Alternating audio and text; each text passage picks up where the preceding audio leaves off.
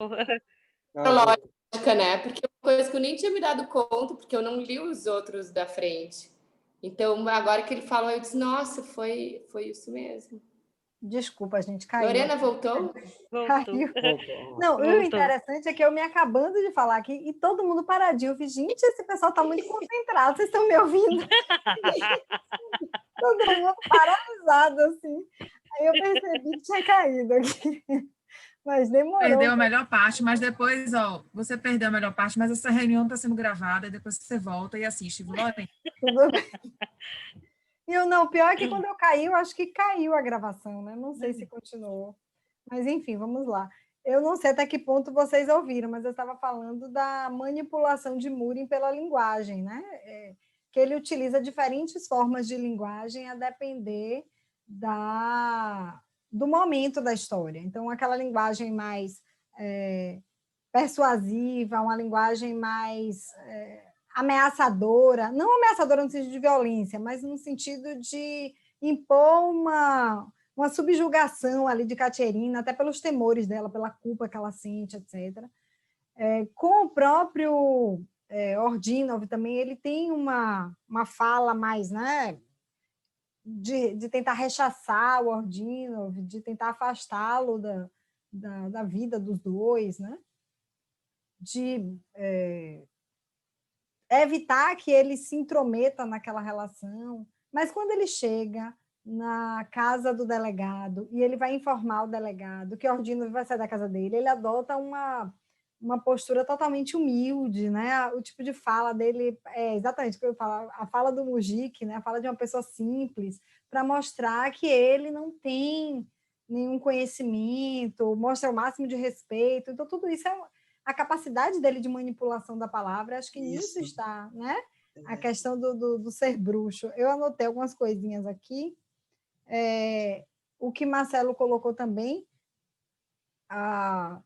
essa ideia do homem supérfluo que Dostoiévski vai trabalhar, na verdade, era um tipo que já vinha sendo trabalhado na literatura russa, né, há um tempo. Tem o Turgenev, tem outras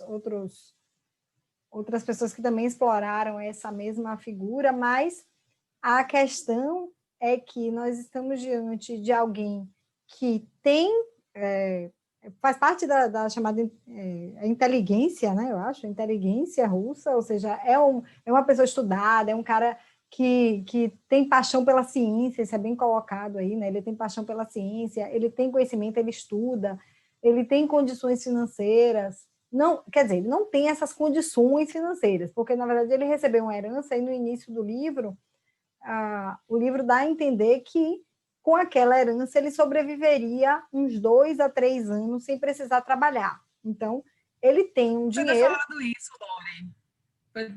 Foi bom você ter falado isso, só é rápido que eu vou falar, porque até onde eu li, eu li que ele recebeu essa herança, mas para mim não tinha ficado claro que ele era de uma classe privilegiada. Para mim tinha ficado claro que ele recebeu uma herança, ele não trabalha e sobrevive com essa herança, assim, tipo, ok.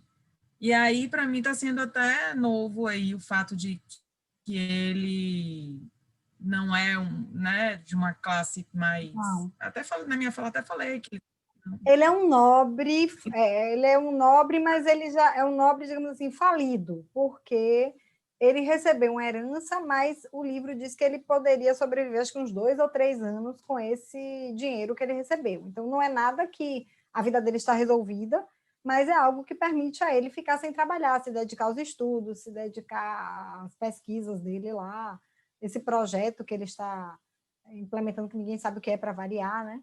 Ninguém sabe o que é que Dostoiévski quis dizer com isso, mas, enfim, ele está lá para estudar. E aí, o que me chamou a atenção, eu anotei algumas coisinhas aqui, deixa eu ver, da análise desse livro, da leitura desse livro. Primeiro foi essa questão do experimentalismo. Dostoiévski ele quer ganhar dinheiro com a literatura, ele depende da literatura para ganhar dinheiro, né? Porque ele chegou a fazer acho que é faculdade de engenharia militar, alguma coisa assim, mas ele sai para se dedicar à literatura, e então ele vive na pindaíba, porque ele é uma pessoa que está sempre devendo, está sempre, né, precisando correr atrás de dinheiro, e por isso tem que ficar escrevendo no desespero, escrevendo no atropelo, né? Aí, como ele viu que a crítica já estava saturada da figura, dele explorando essa figura do homem pequeno, ele resolve partir, então, para um outro tipo, né, de personagem, que é o do homem supérfluo. Ele já pega alguém da classe nobre, ele já pega alguém, embora seja um nobre falido, porque ele gosta sempre de colocar, voltar os olhos, né, para a vida mais pobre, a vida mais simples. Então não tinha como ele simplesmente falar de um aristocrata vivendo lá no seu mundinho, porque ia fugir pelo menos do que a gente tem visto de Dostoiévski até aqui. Então ele colocou um nobre falido para poder colocar essa pessoa dentro de um ambiente mais simples, né? E aí ele nos traz esses 3 personagens, me parece que são 3 mundos completamente diferentes, né? Porque a gente tem o Homem Supérfluo com o Ordinov, a gente tem Katerina com todas essas questões que a Adriana muito bem colocou aqui, e que a gente fica sem saber realmente qual é a história de vida de Katerina, e isso seria importante até para a gente entender a história, né? Entender melhor o que ela está passando. Fica essa suspeita, eu acho interessantíssimo isso, porque fica a suspeita de que Katerina seria filha de Ordinov, e essa suspeita me veio, inclusive, da leitura, quando ela diz aqui, quando ele diz a mãe, né? Deixa eu ver se eu acho aqui a página que eu tinha mostrado aqui. Quando ele vai visitar, ele e Muri, né? Vai visitar a mãe de Katerina, aí ele pergunta se o pai de Katerina está, ela diz que não está. Não minto, ela pergunta se a mãe de Katerina está, e ela diz, está, meu pai não está. E aí ele pergunta, por que é que você estava falando do pai? Eu sei que ele entra, né? Ela relata que ele sempre visitava a família, mas que tinha alguns meses, né? Já fazia 9 semanas que ele não aparecia por lá.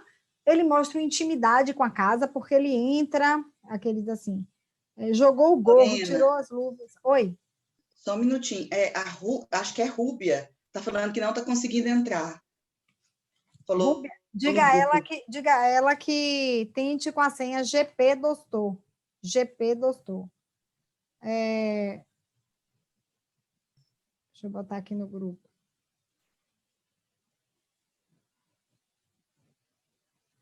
Porque me parece, não sei o que foi que houve aí com a... Você já pôs, então. Será que ela não conseguiu porque foi na hora que eu caí? Não sei. Pois é, pode ser, né? Foi 19h52, agora são 20, tem 8 minutos, pode Pode ser, ter né? Que sido foi na mesma isso. hora. Bom, aí, deixa eu ver se ela Desculpa aí, consegue. Tê. Nada que isso. Então, ele mostra uma certa intimidade, porque ele entra na casa dela, né, da Katerina, sem maiores constrangimentos. Começa a conversar com a mãe, e os dois conversando e olhando para ela, se referindo a ela, mas eles conversam em tártaro, para ela não entender. E, no final, ele sai, dá um presente a ela, que ele diz que seria para uma outra pessoa, né, para uma outra moça, mas ele entrega para ela. Ela entra em casa, diz à mãe que o presente é para a mãe, e aí a mãe, aí tem que, vejo lágrimas brotando-lhe dos olhos, faltava-lhe a respiração. Não é para mim, Kátia, não é para mim, filha malvada, não é para mim. E aí ela diz, tá, não é para você, então eu vou entregar para meu pai. E vou dizer que os comerciantes vieram e esqueceram a mercadoria. Aí a mãe diz, eu mesma lhe direi que comerciantes, página 71, eu mesma lhe direi que comerciantes eram esses que estiveram aqui, atrás de que mercadoria vieram. E vou lhe dizer de quem você é filha, sua bastarda. De agora em diante, você não é mais minha filha, é uma víbora, você é uma maldita criação. Então, esse ponto, para mim, me pareceu que ela estava insinuando que Katerina seria filha de Muri. Leonardo já teve uma outra, é pena que ele não pôde vir hoje, mas ele já teve uma outra perspectiva, né? Que ela achou que era uma filha ingrata, ele achou que era uma filha ingrata, que era mais por conta do comportamento, etc. E ele entende quando ela se penitencia pelo pecado capital, porque ela fala assim, eu sou uma pecadora, né? Eu cometi um pecado capital, sou uma perdida, sei lá, não lembro exatamente a palavra que ela usa. mas ele disse, olha, pecado capital é matar alguém, então ela se sente responsável pela morte dos pais, né? Pela forma como aconteceu, porque foi ela que abriu a porta para Múrin entrar, etc, etc. Fica realmente essa questão aí meio nebulosa. Eu não sei até que ponto saber se ela é ou não filha dele é importante para a compreensão da história, porque ainda tem isso, né? Às vezes a gente se debate com questões que, na verdade, não são o cerne Para a gente é importante saber porque a gente fica curioso, né? A gente quer entender, a gente quer saber, mas eu acho Mas eu acho que essa passagem é bem o centro de toda a história. Eu acho que é o centro de toda a história. A passagem é o centro, mas saber se essa passagem está relacionada ou não a um incesto, você acha que é o centro? Por exemplo, ainda que ele não seja pai dela, o fato é que ele conseguiu matar os pais dela, raptá-la e a mantém num estado de sujeição ali, né? Ela fica submetida a ele. Mas aí ele pira ela, né? Até então, ela tinha, não mostra a história dela anterior com a mãe, mas a mãe dela até verbaliza. Agora você passa a ser uma víbora para mim, tipo, você roubou meu amante. Eu também entendo, assim. Não como incesto, eu entendo que a menina sabe muito bem quem é o pai, meu pai não está em casa, eu sei quem é meu pai, você não é meu pai, você é o amante da minha mãe que vem visitar ela e não se importam mais de ver na minha frente. E o Múrin meio que se cansa da mãe dela, porque tá doente, ou porque ficou mais velha, enfim, e dá o presente para ela. Tá aí a hora que ele faz a troca da pessoa que ele passa a seduzir. E aí ele acaba com a vida da menina, né? Porque seduz, foge com ela lá pela floresta, sei lá onde é que eles vão. E aí ele acaba com a vida dela. Aí que ele... E aí a menina passa a se sentir pecadora e, enfim. Foi bom você lembrar isso demais, porque eu lembrava, mas eu não lembrava desse momento. Agora que tu falou, é porque eu li no Kindle e ler no Kindle a gente não consegue anotar e nem voltar. Fica tudo perdido. Mas continua, vai, vou botar mute, eu tenho tendência a falar. Não, é isso. Basicamente o que eu queria dizer é isso. O que eu achei interessante é que há uma certa unanimidade das pessoas que leem a teoria em destacar o mesmo trecho, né? Que me parece... Cadê? Que da liberdade. Que aqui, quando ele diz assim, saiba assim, página 112, era sobre esse trecho que eu queria discutir um pouquinho com vocês. Saiba, Senhor, um homem fraco sozinho não consegue se controlar. Dele tudo, e ele mesmo virá devolver tudo. Dele a posse de metade do reino da terra. Experimente. O que você acha? Ali mesmo, ele vai na mesma hora se esconder em seu sapato, de tanto que se diminuirá. Dê a ele, ao homem fraco, uma liberdadezinha. Ele mesmo a atará e a trará de volta. Para um coração tolo, nem a liberdade de nada serve. Qual é a página, Lorena? 112. 112. Eu acho que, assim, esse ponto, essa frase, principalmente essa parte aqui, né? Dê a ele, um homem fraco, uma liberdadezinha, ele mesmo a atará e a trará de volta. Para um coração tolo, nem a liberdade de nada serve. Essa frase, eu acho que é a frase mais extraída de A Senhoria, pelo que eu pude verificar, é muito citada essa frase, e eu acho que aqui é a forma, talvez, eu não sei se vocês concordam, é a forma que Dostoiévski encontra para fazer a crítica ao homem supérfluo, né? Para fazer a crítica a essa pessoa que, na verdade, tem toda a possibilidade de mudar a realidade, de agir, mas não tem, na verdade, ele tem a força mental de pensar e tem capacidade para isso, e tem conhecimento para isso, mas ele não tem força para agir, né? Na verdade, só uma complementação que eu li na biografia de Dostoiévski e li também quando eu vi O Homem Supérfluo de Turgenev, ele fala sobre isso. É o seguinte, na verdade, nós estamos num momento em que a inteligência russa saiu de uma fase de extrema atuação para uma fase de frustração, porque, pelo que eu entendi, se eu estiver errado, por favor, podem me corrigir, viu, gente, que aqui é só troca de ideia.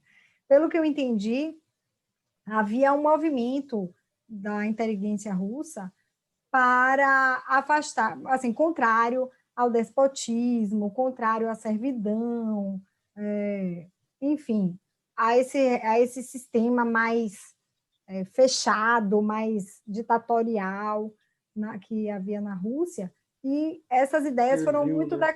Oi? O sistema servil. Isso. E essas ideias eram decorrência muito da abertura que a Rússia teve para ideias do Ocidente depois que houve a vitória sobre Napoleão, né? Na guerra. Então, a Rússia se abriu para essas ideias ocidentais, se viu atrasada, e essas pessoas da inteligência, os intelectuais russos, começaram a manifestar essa insatisfação, né, com o despotismo, com o sistema servil, etc., até que em 1825, quando o Alexandre, não foi? Acho que foi Alexandre, Nicolau I substituiu o Alexandre como czar, houve a chamada, acho que foi Revolução Dezembrista, uma tentativa de revolução que se frustrou, porque houve o uso da força para abafar aquele movimento. E aí Nicolau veio e, já que ele já começou, digamos assim, a história dele como czar, sofrendo esta tentativa de insurgência aí pelo povo não, né, pela aristocracia, ele veio adotando uma medida muito mais pesada, né, uma repressão muito maior do que a que era vista na época de Alexandre. Então, esses intelectuais, eles tinham essas insatisfações, mas o sistema não permitia que eles extravasassem essas insatisfações. Então, eles acabaram num momento de muita frustração depois desse episódio aí na década de 20, e isso foi crescendo, e esse homem supérfluo foi aparecendo, né? Aquele homem que está insatisfeito, que vê a coisa errada, mas que não consegue agir, que não tem força para agir, não consegue sair do pensar para o agir. Você vê que Ordinov, ele vê que está errado, ele fica indignado com aquela situação, ele quer saber em que medida ela está submetida àquele homem, mas ele não tem coragem de adotar posturas reais. Quando ele vê, por exemplo, Murin ali desacordado, que ele pega a faca e ele poderia ter matado Murin ou ter, sei lá, levado a menina embora, ele não faz nada disso, né? Então ele não age, ele só pensa. Mas isso é típico do homem supérfluo, e a forma que Dostoiévski colocou para tratar o homem supérfluo. E só para encerrar minha fala, eu achei interessante também quando foi Sabrina e Katiusha que falaram, quando elas falaram assim, eu estou lendo esse livro como um leitor da época, né? O leitor da época, na verdade, me parece, assim, do pouco que eu vi, me parece que ficou com essa mesma sensação de Katiusha, pô, que zorra é essa aqui, né? O próprio Belinsky, que era crítico literário na época, disse assim, olha, isso aqui, Dostoiévski, é algo que Dostoiévski escreveu, mas que é tão absurdo que para fazer algum sentido ele vai ter que vir aqui explicar, porque se ele não vier explicar, a gente não vai, sabe? Então, assim, ele criticou nesse nível o livro, que era algo que era loucura. Eu não estou com as palavras exatas, deixa eu ver se eu anotei aqui. Eu li sobre essa crítica, mas eu não cheguei a anotar, uma pena. Mas ele diz que exatamente isso. É como se ficasse faltando páginas do livro, né? Ele vai atropelando e não explica algumas coisas, assim, lendo como um leitor da época, né? Ele acha que Dostoiévski escreveu um monte de maluquice, misturou aspectos do romantismo, que o próprio Belinsky já não admitia mais, porque ele achava que era uma tendência já superada, né? Ele acha que houve esse resgate de forma indevida do romantismo, ele acha que esse aspecto místico, esse aspecto misterioso relacionado à bruxaria, enfim, tudo isso é algo que maluquice da cabeça de Dostoiévski, que ele largou lá. Tanto é que o interessante, eu não sabia disso, isso eu vi na tese da Fátima Bianchi. Esse livro foi publicado em 2 partes. Se vocês observarem no próprio livro, tem escrito primeira parte e segunda parte. É porque ele foi publicado assim. Primeiro saiu a primeira parte e depois foi publicada a segunda parte. Quando a primeira parte saiu, Belinsky disse assim: Dostoiévski publicou a primeira parte do livro. Publicou lá a primeira parte, mas acho que a segunda parte nem Krajewski, sei lá, o editor lá da revista onde ele publicou, né, Anais da Pátria. Então, assim, ele se deu mal, se meteu na enrascada, porque a segunda parte disso aí não vai sair. Então, Belinsky achava que Dostoiévski não ia entregar a segunda parte. Ele entregou, mas quando entregou, foi isso aqui que a crítica não conseguia entender do que ele estava falando. O estilo Dostoiévski ainda não era conhecido, assim, nessa pegada psicológica pesada. Então, ele disse, que maluquice é essa? Isso aqui só vai... Lorena, a personagem principal é quem? Pois é. Tu acha que é o protagonista na história? O herói é Ordinov, né? Você acha que é ele, né? Eu também acho que é ele. Eu acho que é ele também. Por causa da última passagem da Liberdade, que ficou mais famosa e tudo, vocês não acham que é a menina? Eu acho, o que ficou para mim desse livro como interessante de referência foi a menina, porque o próprio Ordinov ele vai elaborar melhor depois nos outros livros, né? É o que falo. Então eu acho que ele começou com o Ordinov e acho que ele, quando entrou na menina, aí que ele aprofundou o psicológico mesmo e deixou o homem supérfluo para depois, sabe? Eu vejo o Ordinov como um esboço do que ele vai fazer, mas eu vejo Catherine como mais profundidade, com ele ter ido no âmago da mulher mesmo. Assim. Eu pensei, sabe, como uma parte que eu não entendi, que eu queria perguntar se alguém... Na página 70, ela fala que ele golpeou. Vocês lembram disso? Que ele entrou, que ele deu uma facada, aí que ela já está desmaiando com sangue, aí depois ela levanta e abre a porta para ele sair. Eu fiquei sem entender essa parte. Essa parte eu também não entendi, não.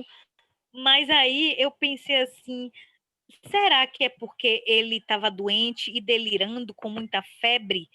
Então, eu achei que era meio que um delírio, uma coisa da cabeça dele, da doença. Não, porque, foi assim, antes. Foi lá foi antes do Ordinov. Né? Ele golpeia com a mão, não é com a faca, não. Na página 70. Tira a faca. Levantei e agarrei seu cinto. Queria arrancar dele aquela faca imunda. Eu até marquei com um pontinho assim, que eu falei, gente... Será que eles leram, entendeu? Porque eu entendi que ela levou uma facada, que ela chegou a ficar assim, ensanguentada com a facada, e depois ela levantou e abriu a porta para ele sair. Eu não entendi essa página, não. Eu também fiquei meio confusa. Eu voltei, li de novo, falei, gente, eu perdi alguma coisa aqui. Li de novo e não... Fiquei sem entender isso aqui, essa parte. É a 70 mesmo, bem no começo já. Ó. É verdade. Engraçado, quando ele falou, golpeou, eu imaginei que esse golpe tinha sido um safanão, mas realmente ele fala aqui, ó. Ela ainda tenta arrancar um cinto dele, que tá com a faca e tudo. Eu falei, gente, como que é isso? Ele tira a faca e não era a primeira vez. Não fazia muito tempo que havia tirado a faca em minha presença quando falava com minha mãe. Levantei e me agarrei ao seu cinto, queria arrancar dele aquela faca imunda. Ele rangeu os dentes, deu um grito e quis me rechaçar. Golpeou-me no peito, mas não conseguiu me repelir. Pensei, é agora que eu morro, com a vista toldada. Caio no chão, mas não soltei um grito. Olho com todas as forças que me restavam para ver, ele tira o cinto, arregaça a manga do braço com que havia me golpeado, retira a faca... Da Lorena. Tira a faca que estava onde, gente? Estava nela? Porque eu fiquei pensando assim, será que ele, igual você, só bateu ou só passou de raspão? Mas aí depois ela fala que ela está sufocando com sangue, não é? Uma coisa... Aqui, ó, pus a faca de lado. O sangue começou a me sufocar. Não olhei para ele. Lembro que sorri sem descerrar os lábios. E eu não entendi essa parte. Eu falei, vai... Depois a gente escreve no grupo lá, que lê de novo e explica o que é isso. Nossa. O sangue era dele, será? para vocês verem como Vou às ler, vezes... viu, Adriana? Eu conto para vocês. Então tá, ótimo. Põe lá no Então, grupo, então. eu não li, mas eu vou ler. Tá Então, bom. E complementando também o que eu tinha falado, que a Catiúcia tinha falado que ela lê sem ler os paralelos, né? Eu faço assim, eu leio primeiro o livro, pego a minha impressão, e a minha impressão foi a da menina mesmo, né? Depois eu reforcei com a biografia, que ele também teve a impressão dela. Agora, uma coisa que eu li depois do livro, e que eu de jeito nenhum eu enxerguei disso na hora que eu estava lendo, é que eles fazem um paralelo, assim, que o Ordinov é a Europa Ocidental, os avanços da Europa Ocidental, que o Muriel é a ortodoxia, o tradicionalismo da Europa, e a Caterina é o povo, que é aquele povo que quer ver os ares modernos do Ocidente, mas que acaba cedendo às tradições da Rússia, né? Porque no final ela opta em ficar por ele.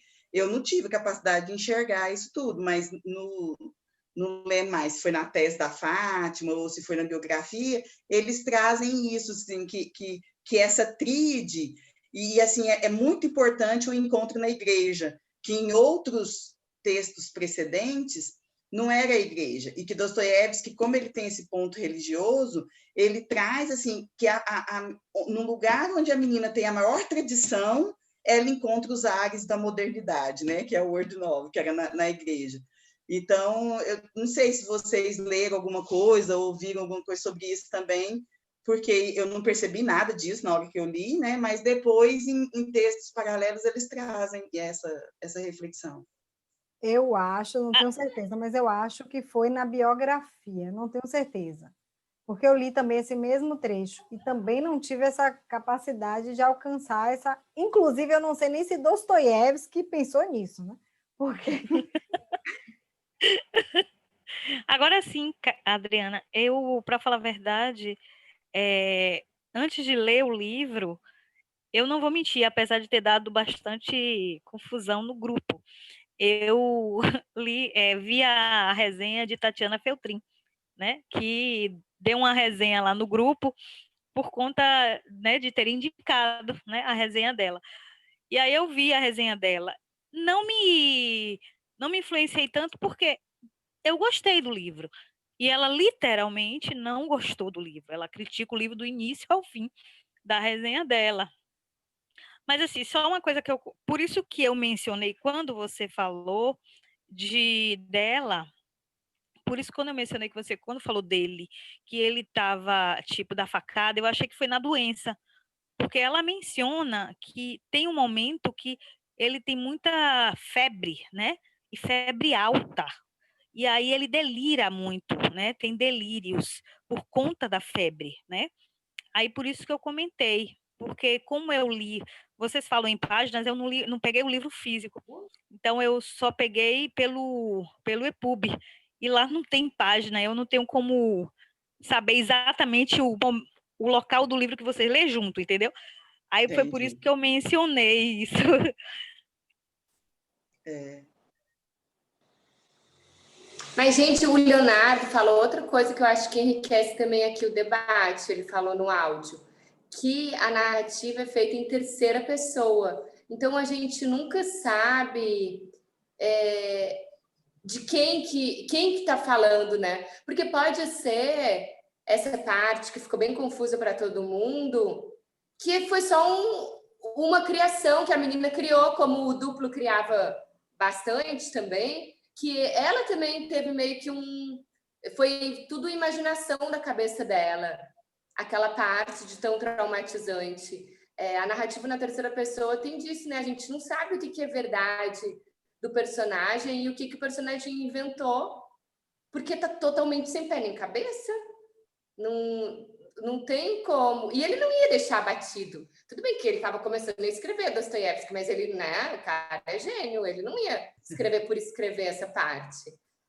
Eu acho que essa narrativa da terceira pessoa faz parte da genialidade de Dostoiévski, de não saber, a gente nunca sabe quando o personagem está imaginando e quando está acontecendo na vida real do personagem. E isso é bem interessante também. Porque será que a menina é boazinha ou será que a menina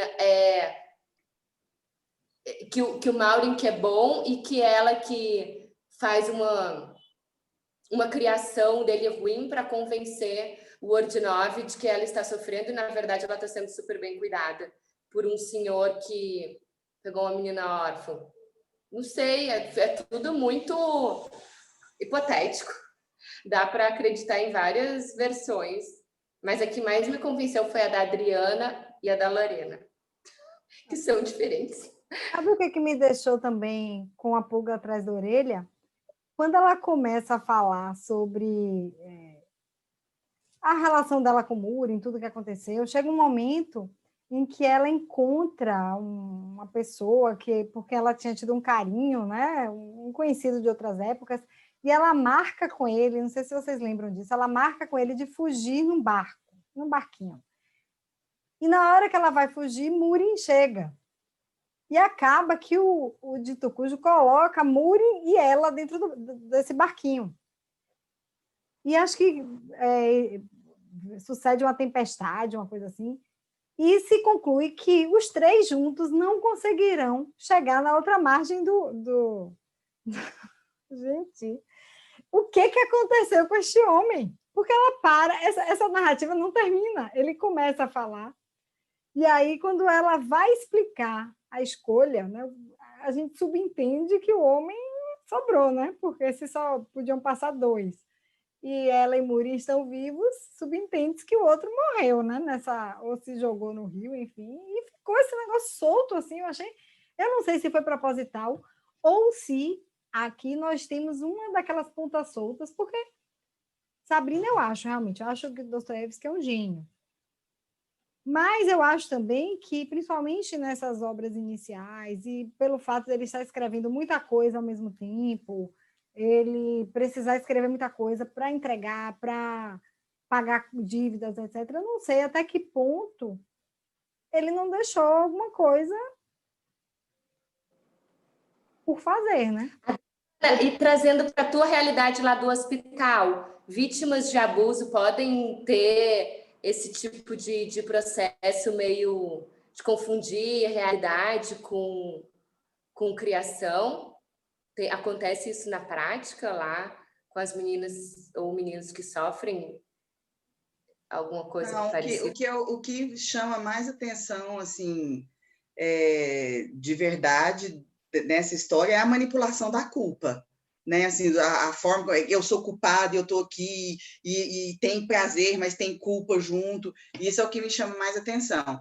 Agora, essa coisa de ter histórias conforme a interpretação, isso pode acontecer. Não sei tão igual aqui, né? Igual você está falando, mas não acho que é o ponto forte assim que chamou atenção, não. E mesmo a reação da mãe dela, que você estava falando, isso aí a gente vê demais. A reação da mãe que acha que foi traída, que foi, sabe, que a menina que seduziu, né? E, infelizmente, assim, a gente vê isso com criança de 2 anos, assim, fala, não, a criança estava andando de calcinha, assim. Existem 1001 histórias, assim, sabe, dessas elaborações de violência intrafamiliar. Então, essa raiva que a mãe dela ficou, isso é muito mais comum do que assim, do que você me perguntou exatamente da elaboração. Eu acho que existem interpretações, assim, que a pessoa pode, conforme for a idade, né, fantasiar e tudo, mas eu não acho que é o caso da Muriel, não, sabe? Eu acho que se tem alguém que está sonhando ali, eu acho que é o Ordinov, que pode acontecer dele, tá, disso tudo, até porque o conto Terrível Vingança, do Gogol, ele era conhecido na época, que trazia a Catherine com o pai mago e tudo, né?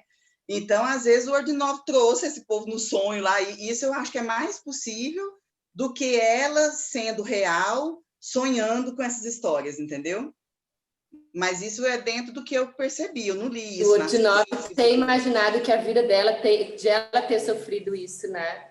Nesse flounder dele lá, de vazio, de homem sozinho e tal, de começar a imaginar, porque no Homem da Multidão, do Edgar Allan Poe, é como se ele tivesse o velho, o idoso lá que ele segue, é tipo um diabo, sabe? Aí era o diabo, era um duplo dele, ruim, fica essa coisa também, assim, só que no Edgar Allan Poe a intenção é ser fantasmagórica também, assim como o Gogol, né?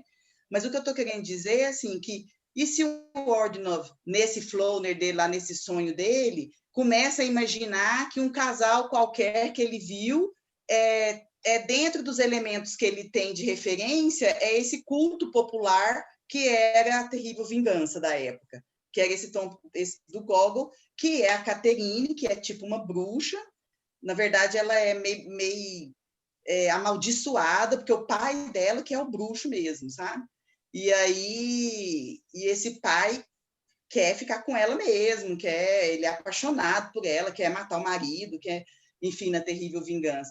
Então, teve horas, por conta dessa febre dele, dessa coisa meio onírica, que ele fala que estava dormindo e estava acordado, e que achava que viu. Aí eu falei, gente, será que esse cara está sonhando com esses dois e que trouxe para esse culto, né, dele?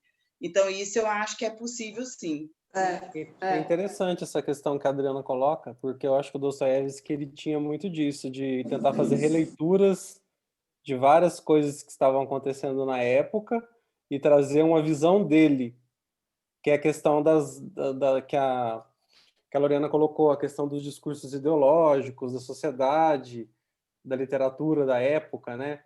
Essa questão que a Adriana colocou eu não tinha pensado, bem interessante mesmo. Dele tá trazendo a versão dele, desses escritores que já tinham tratado de temas parecidos, né?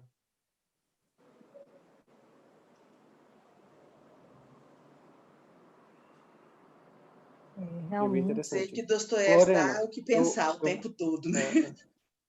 Pessoal, eu vou ter que sair aqui, que eu tenho um compromisso, mas eu quero agradecer vocês aí a oportunidade de... E você vai continuar conosco no Noites Brancas?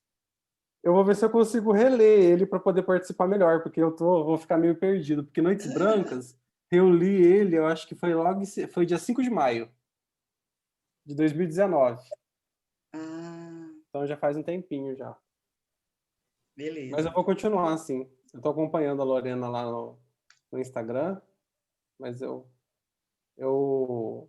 agradeço aí vocês, foi muito bacana a visão de vocês também.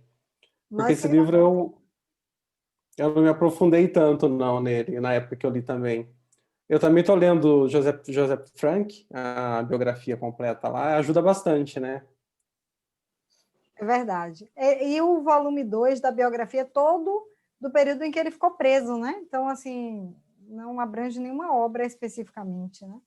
Você está em que volume? Ou em que... Eu tenho esse, mas eu nem abri ainda, não tenho tempo de ter dois. Eu estou seguindo com a biografia junto com as leituras. Então, agora eu estou na biografia. Eu terminei de ler agora eu li Uma História Desagradável e, na sequência, já li esqueci o nome agora. Memórias do Subsolo. Esse daqui, eu terminei Memórias do Subsolo agora e já na biografia eu já cheguei nessa parte, mais ou menos. Que legal. Então, estou indo para a parte 3 da biografia. E é maravilhosa. Achei interessante da biografia, porque ele fala, né, que a intenção dele não é relatar a vida realmente, é fazer o perfil das obras e tudo. Aí eu fiquei mais empolgada, porque eu estava com medo, assim, falei, gente, eu investi meu dinheiro, será que eu vou ler mesmo isso tudo? Mas até que eu estou achando bom também, estou lendo agora. É porque ele segue as obras, praticamente, né? Então ajuda muito, né? Elucida vários pontos, eu estou gostando também. Eu estou atrasada na biografia, porque eu comprei agora na feira da USP, comecei a ler agora, mas eu fui na obra, né, que a gente estava aqui, mas aí voltei, estou começando para tentar alcançar o grupo. Eu tenho feito isso também. Agora eu consegui alcançar, cheguei na biografia exatamente no momento em que o capítulo único, né? A Senhoria e Noites Brancas. Aí li a parte... Dá logo a página, Lorena. Depois bota no grupo. A página do quê? Tá. Do livro. Porque daí eu já começo do próximo, que não vai, senão eu não tenho tempo de alcançar. Eu acho que é o penúltimo capítulo, se não me engano. É um capítulo que tem as duas obras. Tirando aquela parte de Freud, não sei o quê, é o penúltimo capítulo. Eu marquei aqui, porque... É o sonhador e não sei das quantas. A Realidade e o Sonhador, capítulo 22. É a página 421, Sabrina. Obrigada. 421. Pessoal, eu tô Marcelo, muito obrigada por sua presença, viu? Boa noite, prazer conhecer todos vocês. Volte boa mais. leitura aí de Noites Brancas. Boa leitura. Boa pra noite, vocês. Mastelo. Boa noite. Boa noite. Obrigada. Tchau, tchau. Tchau, tchau. Até mais, pessoal. Até mais. Gente, por que que o pessoal não veio mais? Gente, ó, eu vou encerrar a gravação aqui. Acho que a gente já encerrou o debate. Eu vou encerrar a gravação e a gente... Certo. Só um minutinho, deixa eu só ver como é que eu...